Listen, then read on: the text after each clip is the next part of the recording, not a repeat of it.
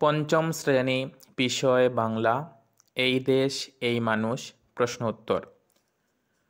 ক, বাংলাদেশে বাঙালি ছাড়া আর কারা বাস করে? উত্তর, বাংলাদেশে বাঙালি ছাড়া আর বিভিন্ন ক্ষুদ্র জাতিসত্তার লোক বাস করে, যেমন চাকমা, গারো, সাঁওতাল ইত্যাদি। খ, বাংলাদেশের বিভিন্ন ধর্মের উৎসবগুলোর নাম কি? উত্তর, বাংলাদেশের বিভিন্ন ধর্মের উৎসবগুলোর নাম হল: ১. মুসলমান ধর্মের উৎসব ঈদ উল ফিতর, ঈদ উল আজহা। ২. হিন্দু ধর্মের উৎসব দুর্গাপূজা সহ আছে নানা উৎসব আর পার্বণ। ৩. বৌদ্ধ ধর্মের উৎসব বুদ্ধ পূর্ণিমা সহ আছে নানা উৎসব। ৪. খ্রিস্টান ধর্মের উৎসব বড়দিন, স্টার সানডে ইত্যাদি।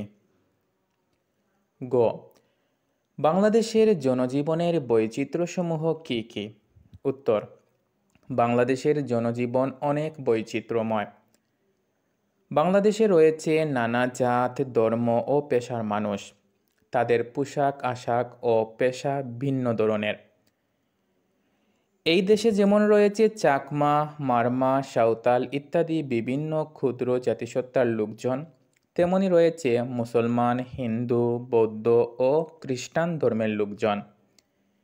এই দেশের লোকজন পেশাগতভাবে বৈচিত্র্যময়। কেউ জেলে, কেউ কুমার, কেউ কৃষক, কেউ আবার কাজ করে অফিস আদালতে। আমাদের মধ্যে জাত, ধর্ম, পেশার মিল না থাকলেও একটা জায়গায় মিল রয়েছে, সেটা হলো আমরা সবাই বাংলাদেশের অধিবাসী। ঘ, দেশ হলো জননীর মতো। দেশকে জননীর সঙ্গে তুলনা করা হয়েছে কেন? উত্তর, জননী যেমন তার স্নেহ, মমতা ও ভালোবাসা দিয়ে আমাদের আগলে রাখেন, তেমনি দেশও তার আলো, বাতাস ও সম্পদ দিয়ে আমাদের বাঁচিয়ে রেখেছে।